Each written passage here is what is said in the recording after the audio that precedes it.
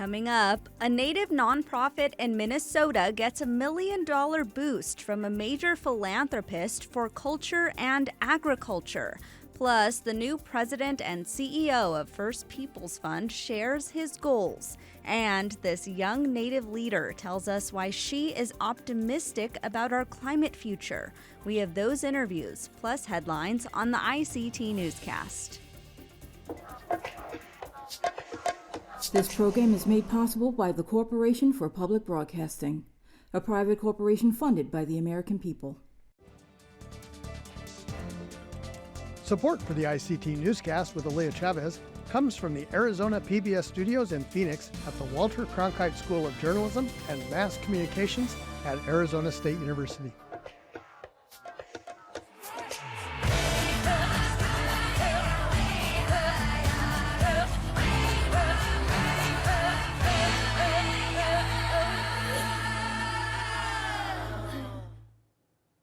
Amadawa Hopa. Thank you for joining us. I am Aaliyah Chavez. We begin today in Las Vegas, where there are new developments in the sex abuse indictment involving Nathan Chasinghorse, the former Dances with Wolves actor. Nevada's 7-member Supreme Court says it will take another look at a request by Chasinghorse to dismiss the sprawling indictment, which accuses him of leading a cult, taking underage wives, and sexually abusing Indigenous women and girls. That reconsideration comes after a 3-member panel of justices denied him another hearing last December. Chasinghorse was arrested in January 2023 after police raided his home. He has pleaded not guilty to the charges in Nevada, including sexual assault of a minor, kidnapping, and child abuse, and has been in jail since he was arrested. The state Supreme Court has not yet set a date to hear additional arguments in the case and has not indicated when it would issue a decision. Montana State Supreme Court struck down 4 voter suppression laws from 2021, clearing the way for Native people at the ballot in this year's elections. The now nullified laws, which were previously enforced, barred same-day registration, imposed strict voter ID requirements, prohibited third-party ballot collection, and limited ballot distribution to eligible minors. The decision affirms a ruling by Yellowstone County District Court Judge Michael Moses that said all 4 laws violated the Montana Constitution. The law's impact was expected to be disproportionately felt among young Native American and disabled voters, and advocates say this decision marks a significant win for Montana voters within these communities. Well, if you are a Native American person traveling through the U.S.-Canada border, it could be easier for you to do so. A bipartisan bill was recently introduced in the U.S. House that would eliminate a blood quantum requirement. The Tribal Border Crossing Parity Act would make it so Native Americans would no longer need to carry proof of their blood quantum and would be able to use a tribally issued ID as proof of membership to cross between the countries. Currently, the bill has been referred to the U.S. House Judiciary Committee for further consideration. We head now to South America, where the Peruvian Mixed Court in Nauta has ruled to protect the Marañón River, which is the first source of the Amazon. The Federation of Cucama Indigenous Women have been leading a legal battle against the state and Peruvian authorities, demanding protection for the river from oil spills, dams, and mining threats. Advocates say this win goes beyond a river. It's about recognizing nature's rights. Under the ruling, the Marañón River now has the right to exist, flow, be restored, and be free from pollution. In Maine, a vending machine on tribal lands is giving life-saving medication for opioid overdoses for free. The machine, located at the Mi'kmaq Nation Health Department, dispenses free doses of Narcan to the public, a drug that can reverse the effects of an overdose. Nationwide, opioid-related incidents are up by 200%, according to the CDC. Additional data shows BIPOC communities, and especially Indigenous people, are disproportionately affected. The Narcan vending machine can be accessed 24/7 and can be used by Native and non-Native people in the community.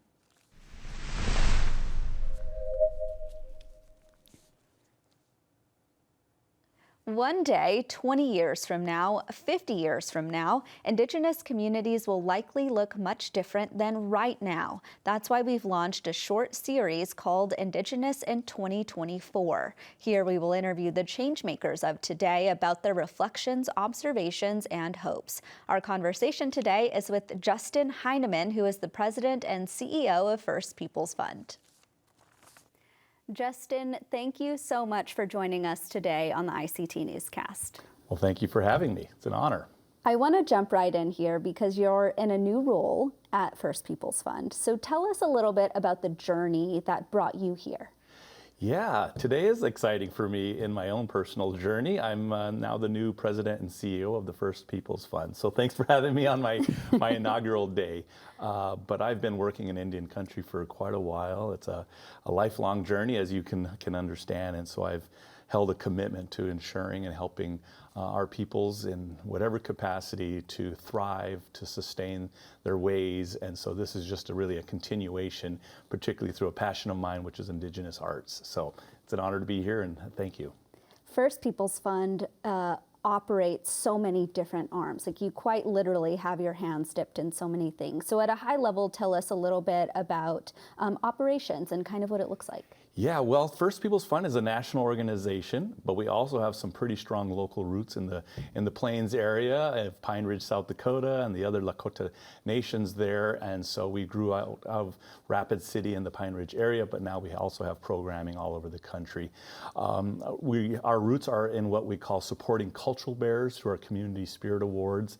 Those are recognizing people who really carry on ancient and traditional ways of knowledge and doing through the arts. But now we're also in this modern day, and so we're supporting artists through fellowships and other types of business and entrepreneurial training. We're also supporting other Indigenous nonprofit organizations. And now the newest one, which is now a little over a year old, is we actually have a physical space called the Oglala Lakota Art Space in Pine Ridge, South Dakota, where we're doing art classes of all sorts, and we're also doing internships and fellowships and all the like. So we're dabbling in actual programmatic elements on the ground to national work and advocacy still. So this series that you're a part of with us today is called Indigenous in 2024. And I want to ask you, in the observations that you've had and the work that you do, what the single most pressing issue is for Indigenous people in this day and age? Wow, that's a big question. The singular most. Well, to be fair, I don't know if I could actually just say singular, because I think what is pressing Indigenous peoples may vary based on where they're located, what their priorities are. It could be an environmental issue. Those in some places are the pressing issue. It may be the loss of language or culture. That may be the pressing issue of that. I can even say maybe enrollment. That is a modern day issue that a lot of people and tribes are facing, is this idea of enrollment, and what do we do with this notion of being pedigreed, if you will. And so I know people are wrestling with that issue.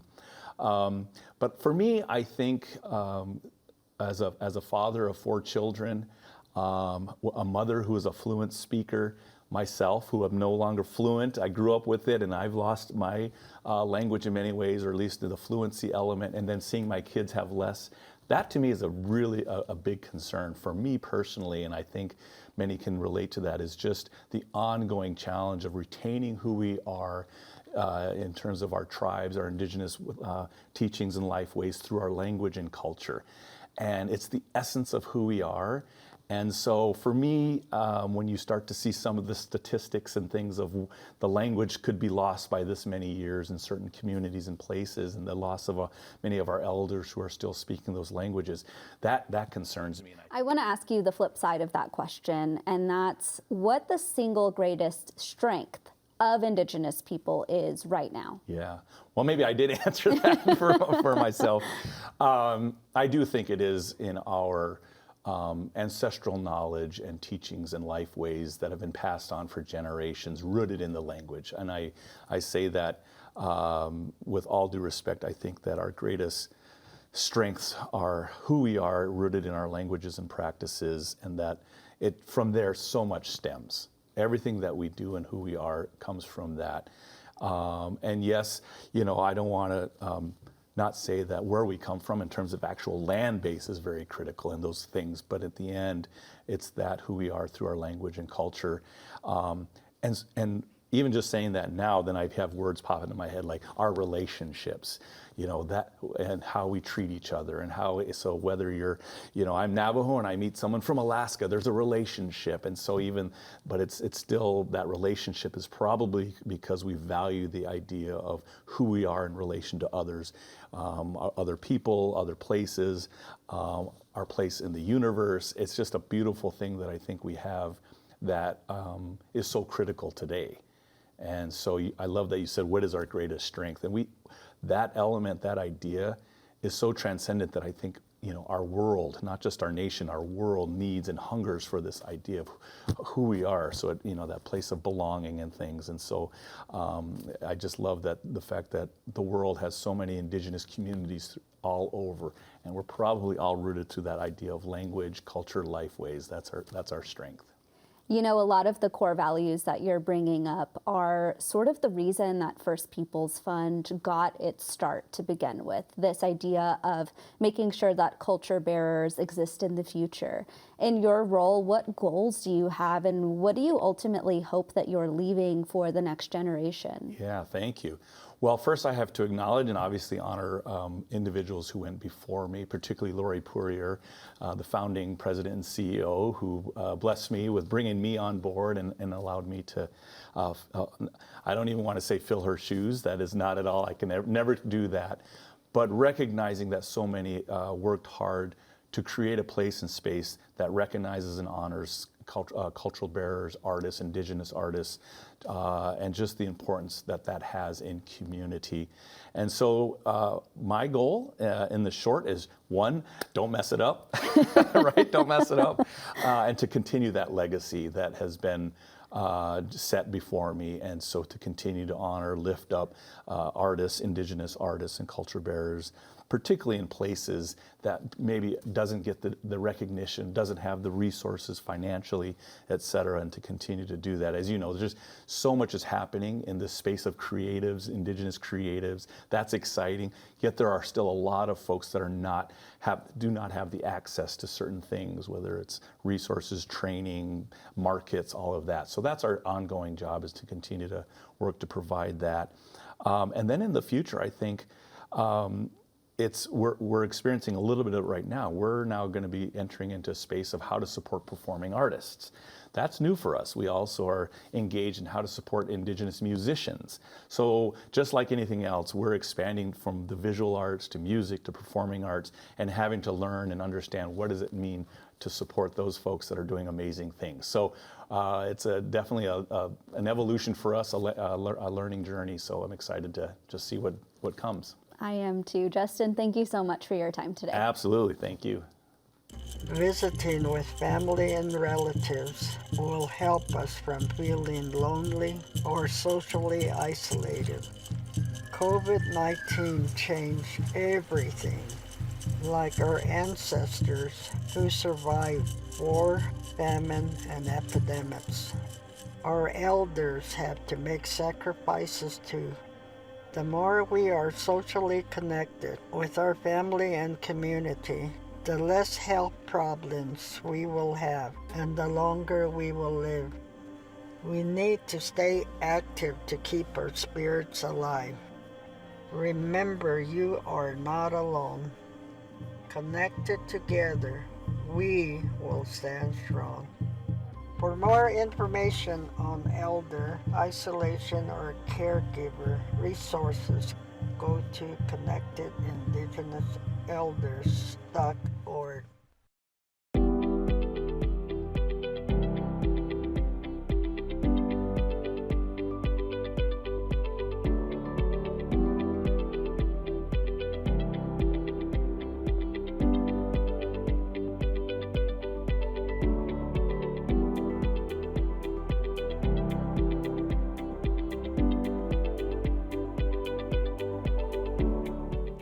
News about climate change can sometimes seem bleak, but don't say that to Talia Davis. The mentor at the Native Youth Climate Adaptation and Leadership Conference tells ICT's Stuart Huntington she feels optimistic.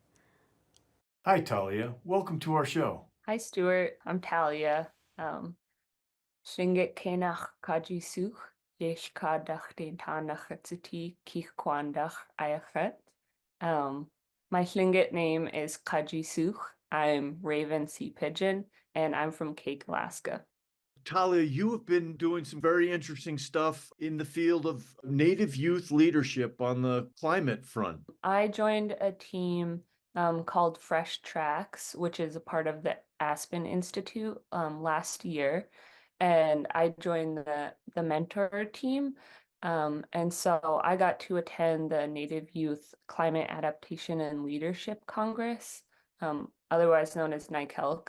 It's a really amazing opportunity for high school age students to get leadership skills and empower them to create change within their communities, specifically centered around climate change. Do you think that the world needs Native youth leadership? Totally, yeah. I mean, the Congress is for high school age students, but the ideas and the programs that they come up with, they're amazing, and they are really so optimistic and excited about the future and believe that they can truly make a change, which I believe as well.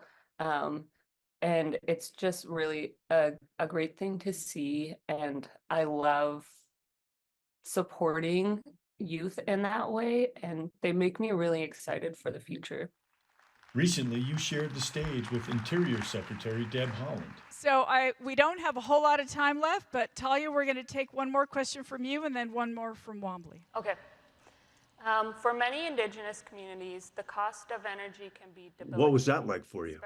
Yeah, that was, it still doesn't really feel real. It was, I went to this conference where I felt really out of place. It was really, really overwhelming for me coming from the village, surrounded by so many people. And I think I got to spend around an hour with the secretary.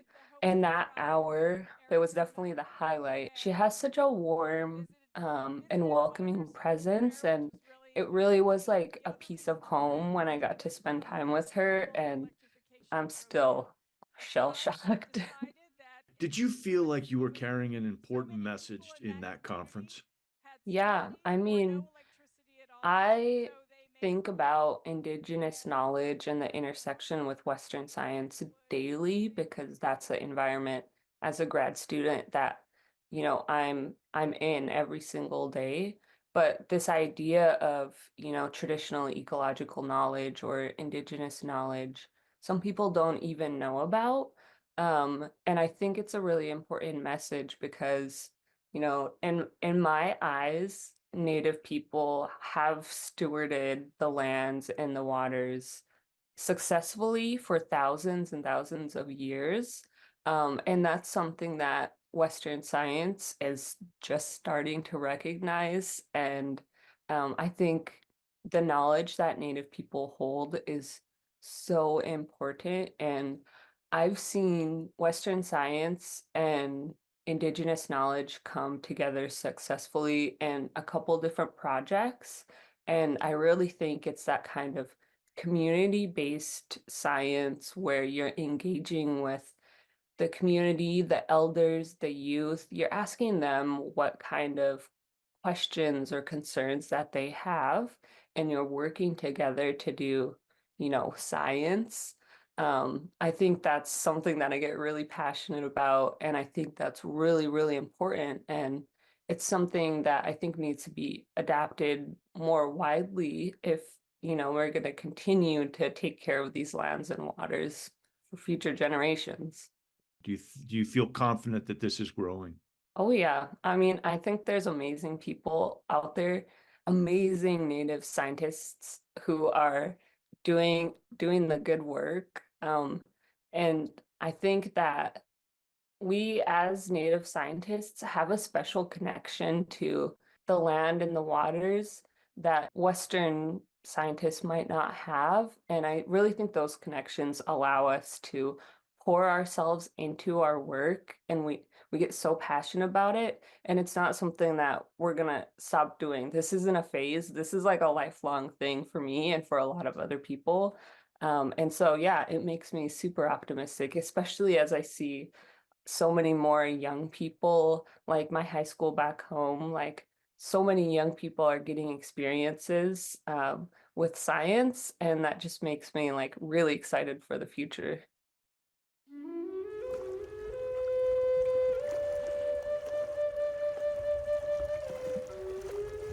Ganabachwi Minogishiga Noongam.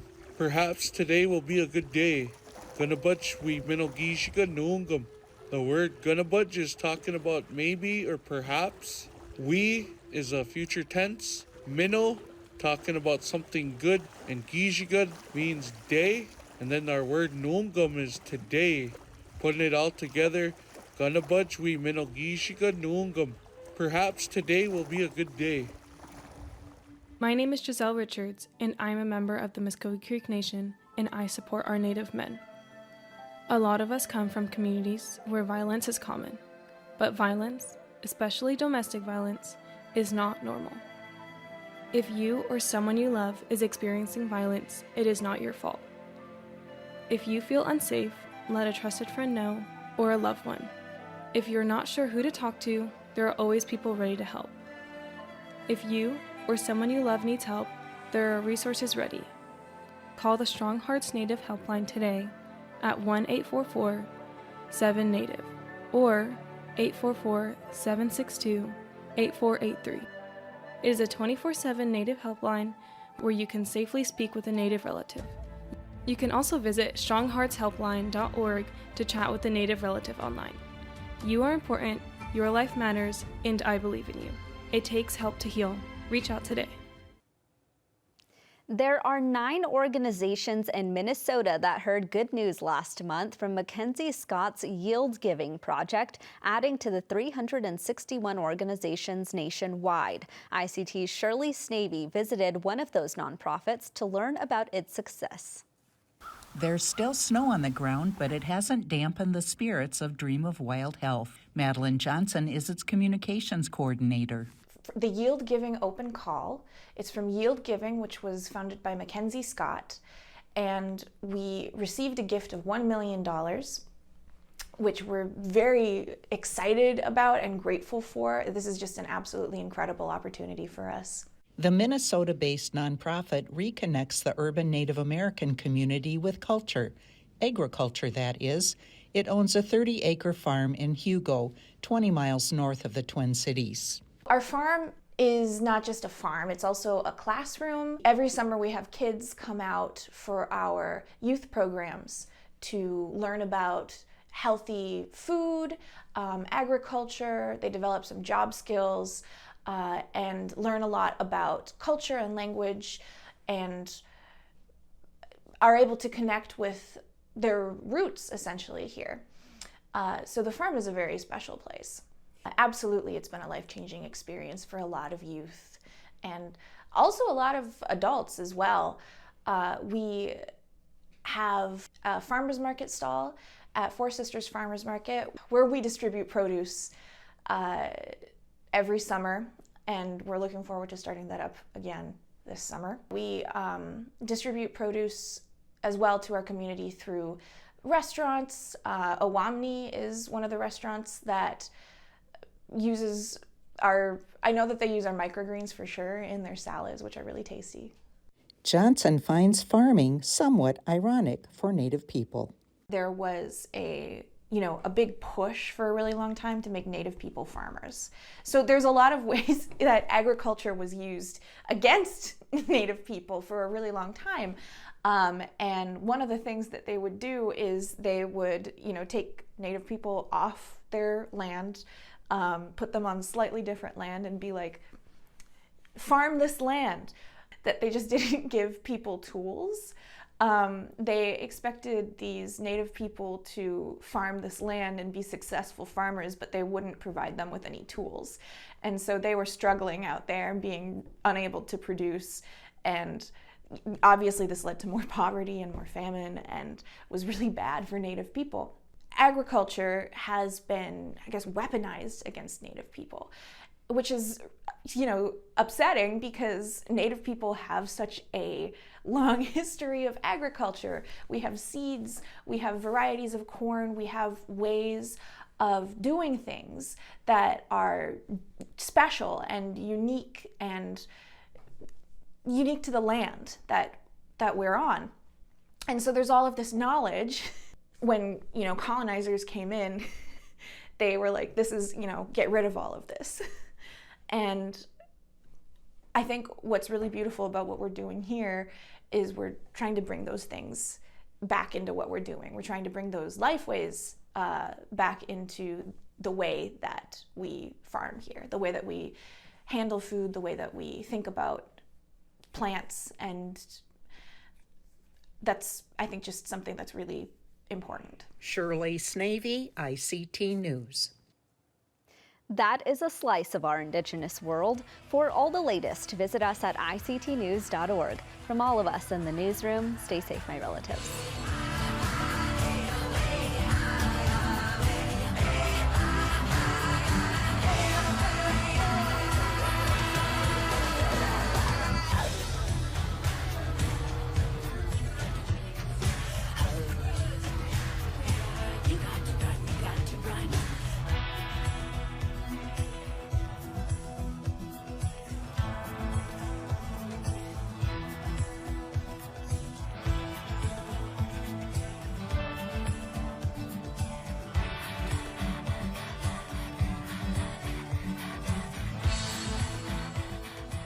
This program is made possible by the Corporation for Public Broadcasting, a private corporation funded by the American people.